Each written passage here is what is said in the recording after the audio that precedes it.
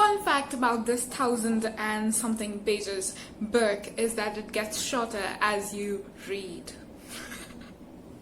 So hi, I'm Varsha and welcome to my channel In the Buckets, and in today's video I'm going to do a book review of A Suitable Boy by Recommdation. So in the month of June I read this book. Like, it took me near a month to read this book. I read 50 pages every day, sometimes 100 pages or so, and I just enjoyed this book a lot. If you're wondering why I haven't uploaded any video last week, then let me tell you, I was just really busy with this book, completing this book actually. This book is about Lata and her mother, Mrs. Rupa Mehra, searching for a suitable boy for Lata. And this novel spends around a year in the lives of Rupa Mehra and Lata. And it's about their interaction with these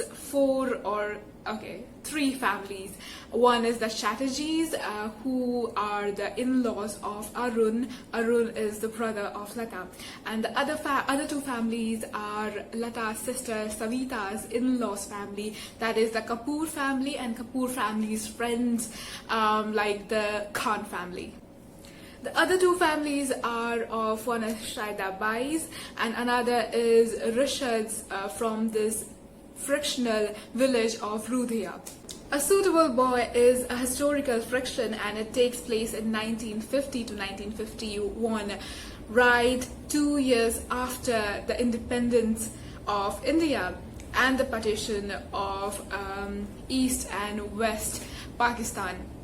East Pakistan is Bangladesh. Most events of this book takes place in the town of Brahmapur in West Bengal, and there is no such town as Brahmapur. There is one, I guess, it's called Brahmapur, and I don't think so the book is about that, but it's more like George Eliot's Middlemarch.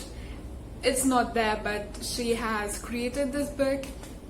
And like R.K. Narayan's Malgudi, and he has written this a series of books in the imagery town of Malgudi.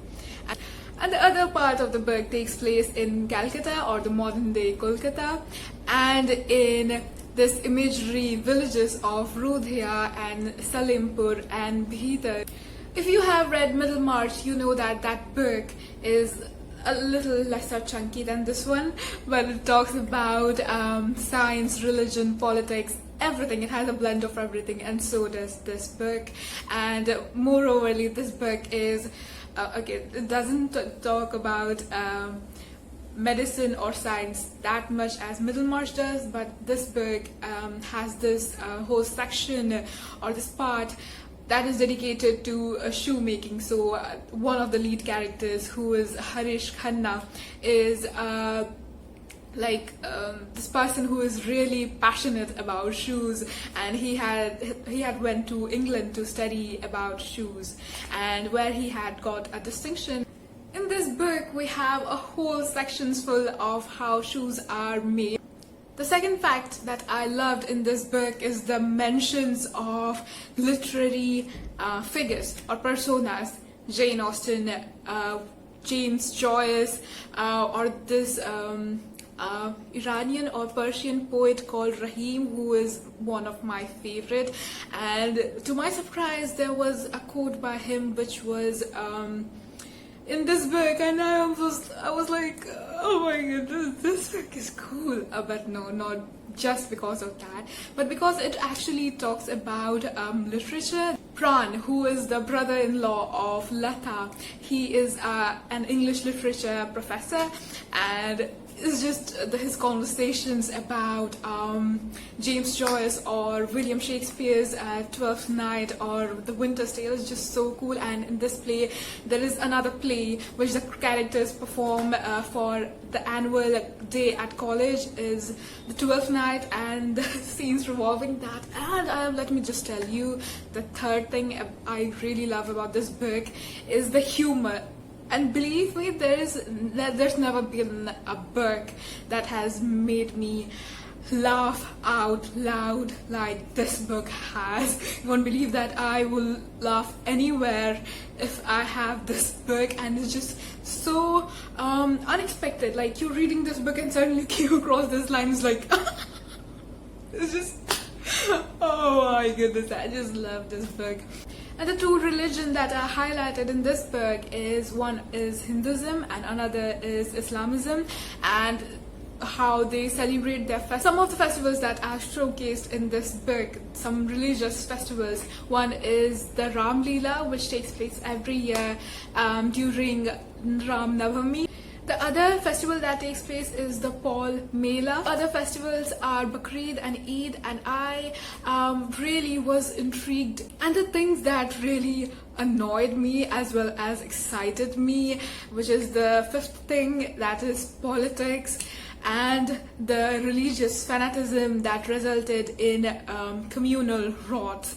And it was just so disturbing because this book is making you laugh, and towards the ending you see these things that are just completely shocks you and keeps your suspense in the place, so that you will just keep on reading it till you reach the last page, and the books become shorter and shorter. When it comes to politics, this book takes you right inside the parliamentary discussions. Most of the parliamentary discussions in this book is about passing of the Zamindari bill. So one political party is against passing of that bill, while the other party is for the passing of the bill. If the Zamindari bill passes, then many landowners in India are going to lose their land. It's not really about Lata. And even if there is some scenes about Lata, it's not that interesting. Another thing about this book is that the stories revolving these four families is more interesting than Lata. Lata has she is the heroine of this book, yet she feels like a minor character. The women in this novel are really brave, so when a crisis occurs, they are the one to first act to show the sign of courage and save other characters. And let me just tell you, this book is realistic to the core. That's why many of you might find the ending a little upsetting, but if you think from start to the end after you have read this book, then it kind of feels okay. Most of the things in this book I perceive to be real, which after a little research into the background of this book, I found that they were purely fictional. But yeah, I guess this is the power of this book, to make you believe in things. And oh my goodness, the humor, I just love Seth's humor. So this was my uncommon review of A Suitable Boy by Vikram Seth. And if you like this video, then like and subscribe for similar review videos or books or classic books, and I will meet you in my next video. Till then, have a safe lockdown. Bye guys.